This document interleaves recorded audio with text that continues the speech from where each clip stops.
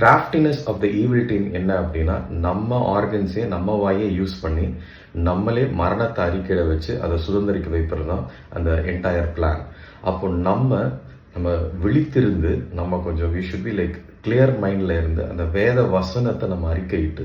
எப்போல்லாம் இந்த பொய்கள் நம்மை சூழ்ந்து இருக்கிறதோ அப்போது இயேசுவுடைய அந்த சத்தியத்தை நம்ம அறிக்கை பண்ணி அந்த பொய்களை உடைத்து அந்த எல்லாவித அந்த பயத்தையும் எல்லாவித அழிவையும் கொண்டு வருகிற அந்த சிந்தனைகளை உடைத்து நம்ம கிறிஸ்துவின் ரத்தத்தை நம்மளுடைய சிந்தைகளை தெளித்து நான் கிறிஸ்துவின் பிள்ளையாக இருக்கிறேன், புத்திர சுவிகாரத்தின் அதிகாரத்தை உடையவனாக இருக்கிறேன்,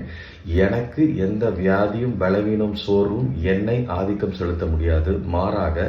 நான் இயேசுவின் பலத்தினால் எல்லாவற்றையும் நான் ஜெயம் எடுப்பேன், கர்த்தர் எனக்கு பலன் கொடுப்பதனால நான் எல்லாவற்றிலும் நான் முற்றிலுமாக ஜெயம் எடுத்து அவருடைய நாமத்தை நான் மகிமைப்படுத்துவேன் அப்படிங்கிற அந்த கான்செப்ட் நம்ம மைண்டில் வந்துருச்சுனாவே நம்ம எல்லா பிரச்சனையும் ஜெயிச்சு கொண்டே போகலாம்.